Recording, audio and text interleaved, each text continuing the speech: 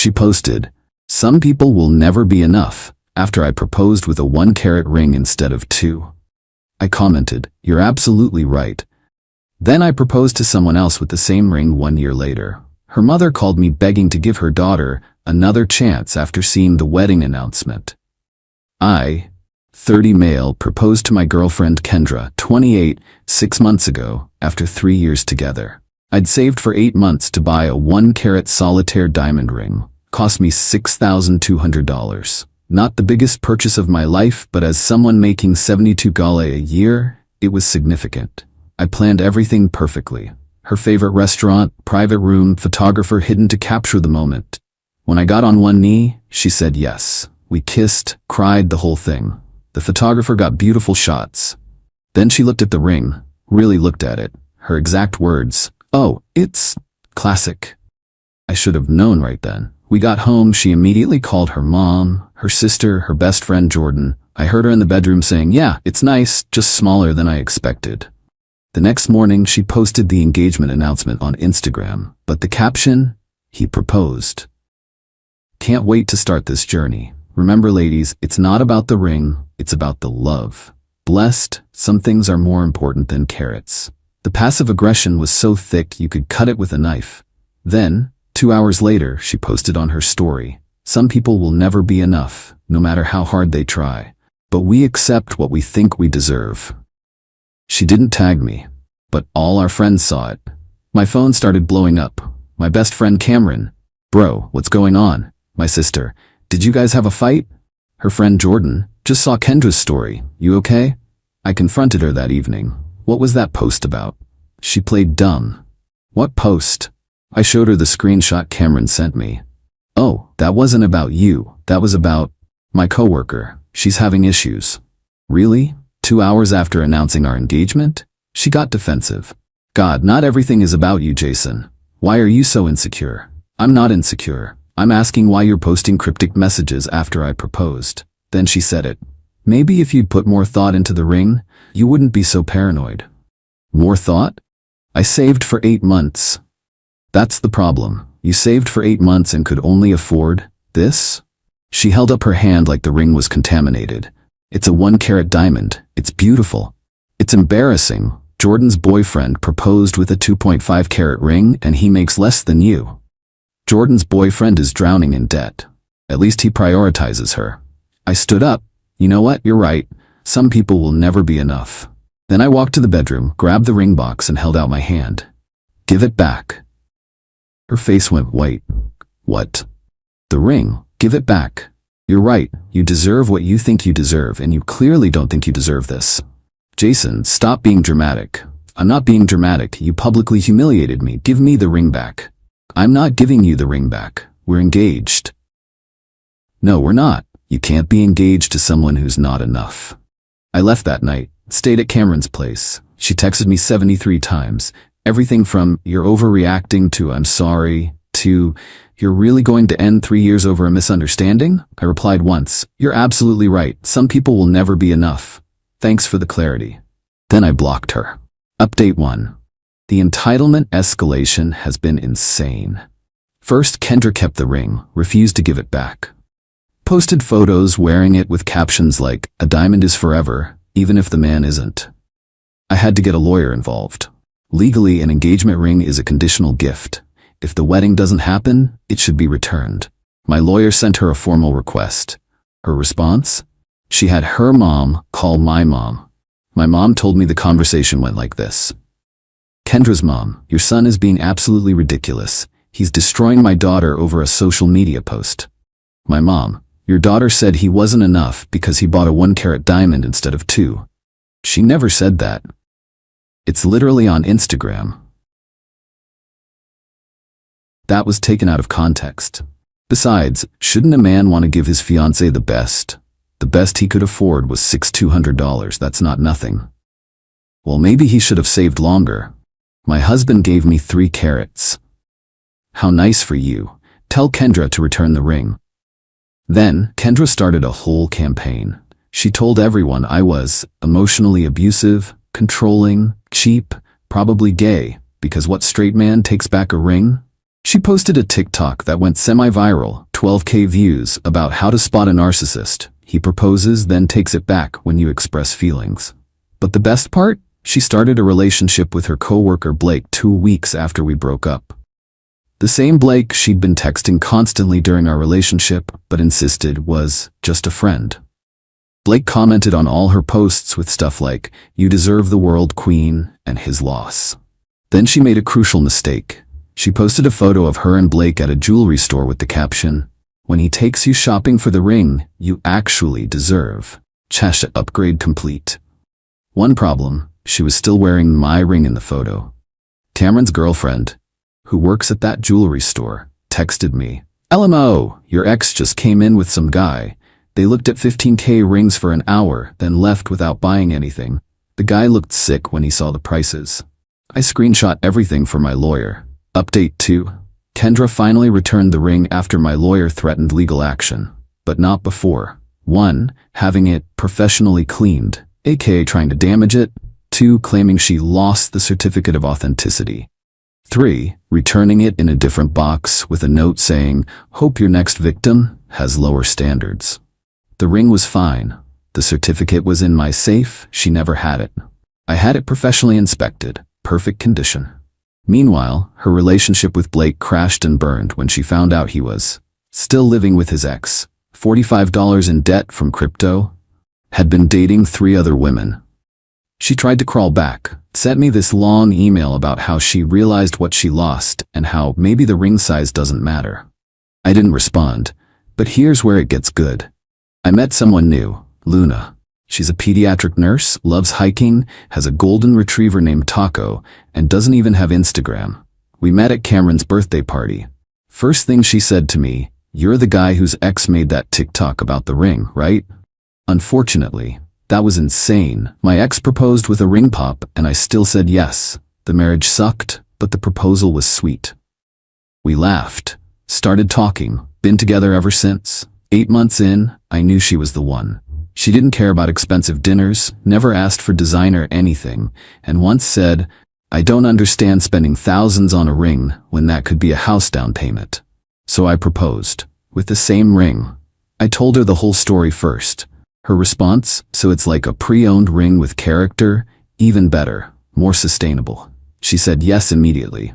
Posted one photo on Facebook. She has like 200 friends, mostly family, with the caption, "Said yes to my best friend. Can't wait for our adventure."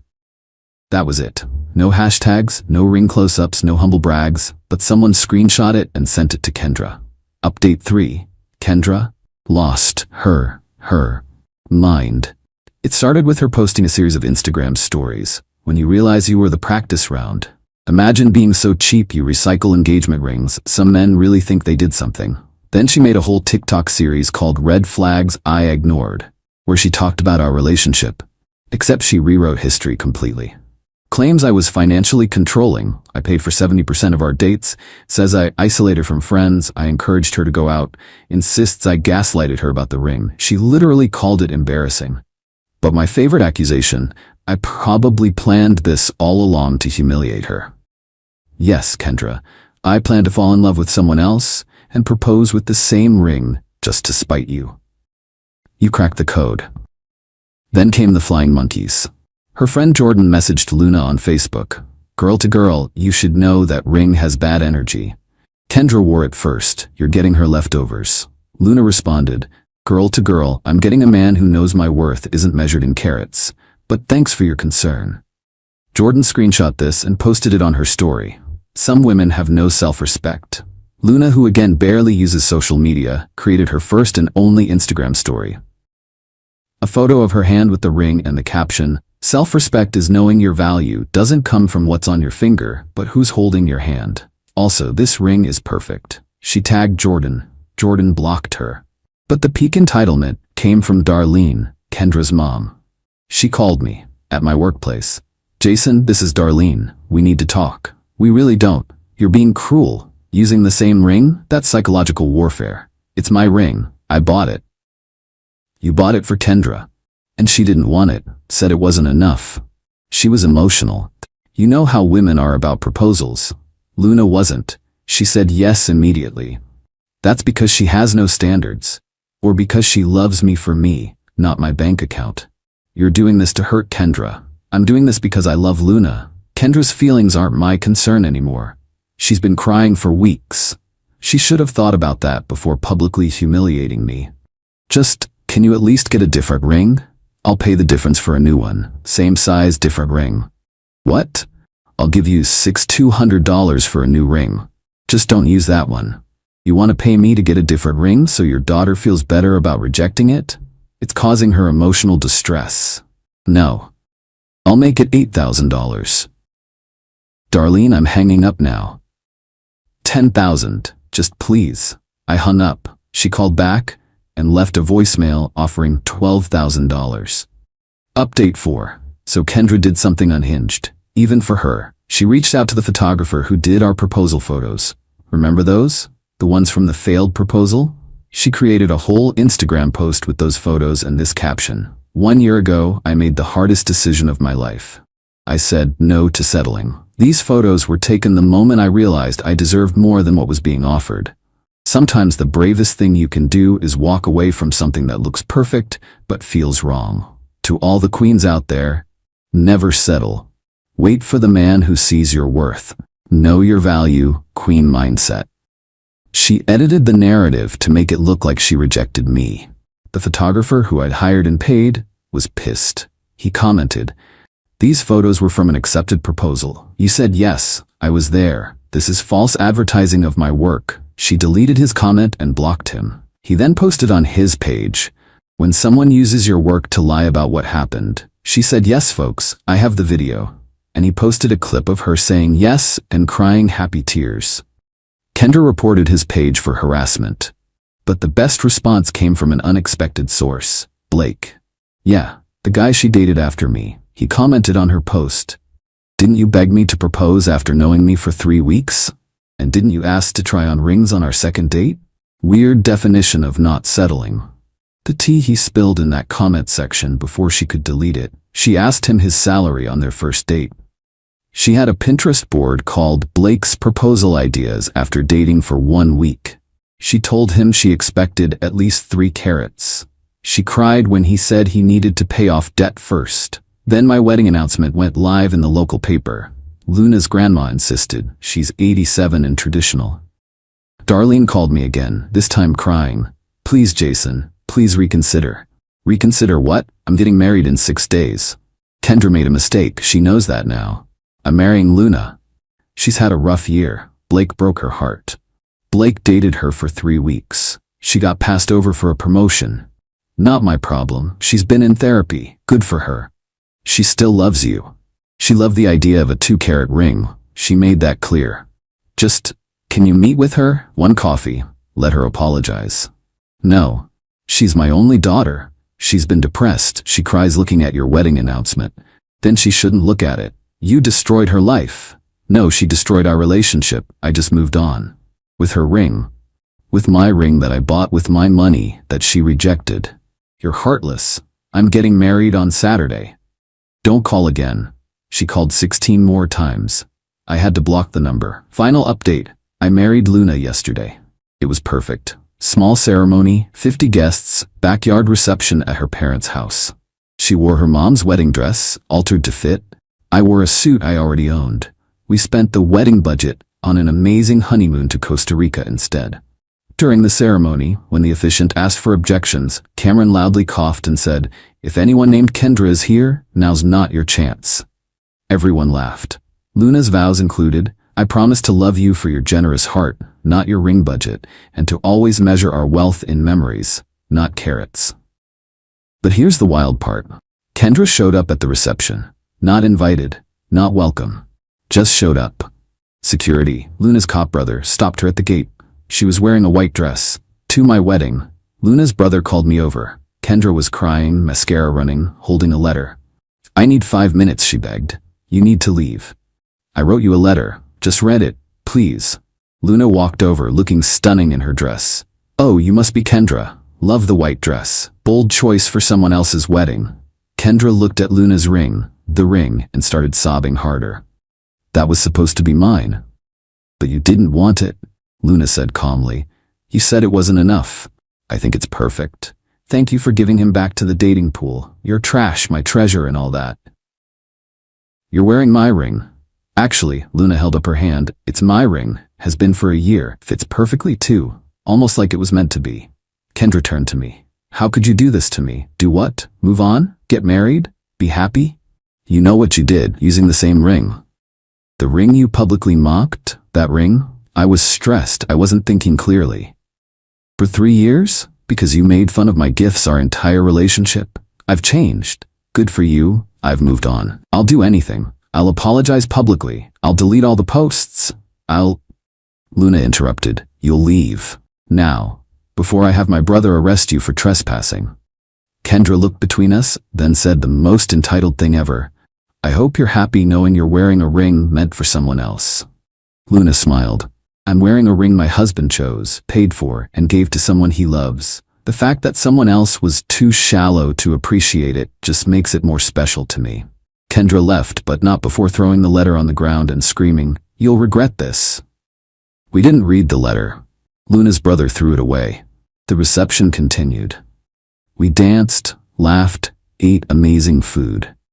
Cameron gave a speech about how sometimes you have to go through coal to find your diamond, and Jason found his after returning one to the jewelry store of life.